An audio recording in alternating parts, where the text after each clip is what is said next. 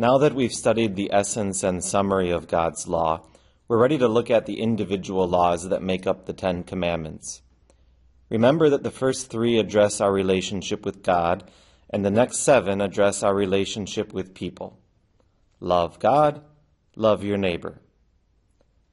Each commandment protects something important. As we look at the individual commandments, we want to identify what God seeks to protect with each one. The first commandment protects God's glory. The safe here doesn't mean that God is trying to keep his glory away from us. He's protecting his glory from our abuse so that we don't misuse it. So what's glory? One context in which we use the word is with champions. It looks like this runner just won a race at the Olympics. Now she's basking in the glory.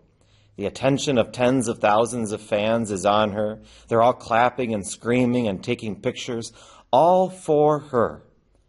It's a glorious moment for her. I think that gives us a good idea of what God is protecting with the first commandment. Glory is the honor that someone deserves. When God says, "You shall have no other gods," he's saying, don't take the honor that belongs to me alone and give it to anything or to anyone else. Some people, actually many people, don't believe that there is something such as a God at all. They don't believe in any higher power. They are called atheists. Atheist is basically just a Greek word that means no God. Some other people aren't sure. They think, maybe there is a higher power somewhere out there, maybe not. They are called agnostics. Agnostic is from another Greek word that basically means I don't know. The first commandment doesn't just condemn atheists and agnostics. Some people think you're fine as long as you believe in something, that it doesn't matter what you call him, as long as you believe that there is a God, that's what's important. But no, the first commandment says, you shall have no other gods. According to the Bible, there is only one true God, the triune God, Father, Son, and Holy Spirit. So now some obvious examples come to mind of having other gods. You may remember when the Israelites worshipped the golden calf. This happened before the ink was even dry on the 10 Commandments. You can read about it in Exodus chapter 32. Moses went up Mount Sinai to get the hard copy of the 10 Commandments, and the Israelites thought he was taking too long. So they made a statue of a cow out of their earrings and worshipped it. They said things like, "These are your gods, O Israel, who brought you up out of Egypt." Needless to say, that didn't end well. Another false god the Israelites were prone to worship was named Baal. The people who lived around them thought that Baal was the god who made it rain. When they worshipped him, that never ended well either. But not all idolatry involves idols or statues. Throughout history and still today, people worship the sun, moon, and stars, or they worship nature in general. The Wiccan religion, which is witchcraft, that does this. It's growing in popularity. Another example of open idolatry is the fastest growing religion in the world. Are you familiar with this symbol? This is a symbol for Islam. The God of Islam is Allah. Allah is the Arabic word for God. But Allah is not the true triune God. He's a false God. This may all strike us as strange. Why would people make up gods to worship? Or why would someone make a statue and then bow down to it? Maybe the simplest answer is that they're afraid. They want to be safe and secure, taken care of. So they turn to these false gods and imagine that they can provide what they need. The problem is that false gods can't give them what they need. But I suppose that gives us a good definition of what it means to have a God. It's more than just to believe that something exists, but it also means to put your trust in it, that it's going to provide what you need. So the explanation to the first commandment hits the nail on the head. To fear, love, and trust in something above everything else. God says, put your fear, love, and trust in me, because only I can make you safe and secure and give you what you need. What does it mean to fear, love, and trust?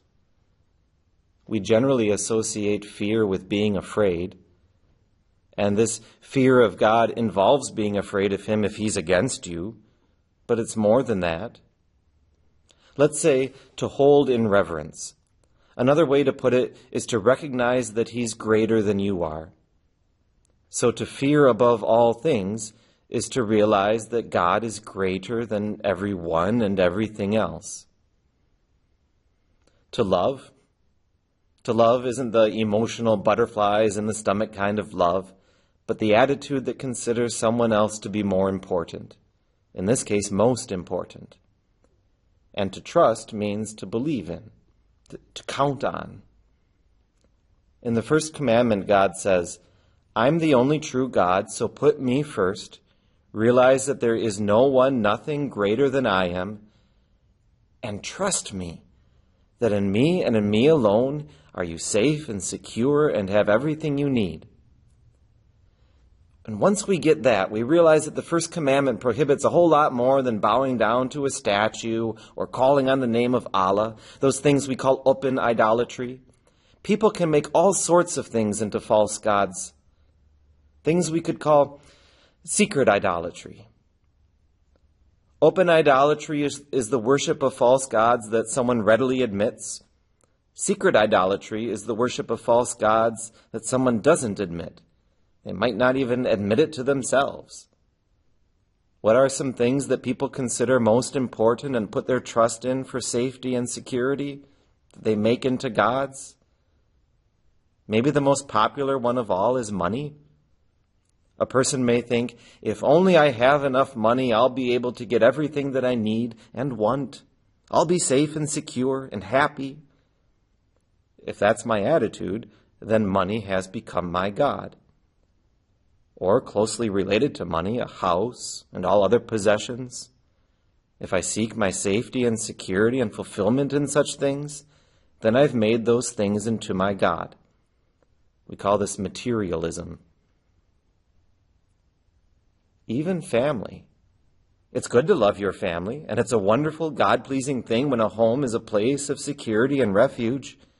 But to love your family more than God, or to seek your security and fulfillment in your family at the expense of God, is to make a blessing from God into a false God. Those are just a few common examples. We could name a million more. Why doesn't God want us to make such things into our gods? They are all good things, gifts from Him, but they cannot provide us with safety, security, fulfillment, salvation, and everything else we need. Only the true God can do that. It's for our good that He commands us to fear, love, and trust in Him above all things. So in the First Commandment, God simply commands that we give Him what belongs to Him. He's protecting His glory, the honor that He deserves. He commands us to fear, love, and trust in Him above all things, because He and He alone can provide us with safety, security, salvation, and everything else that we need.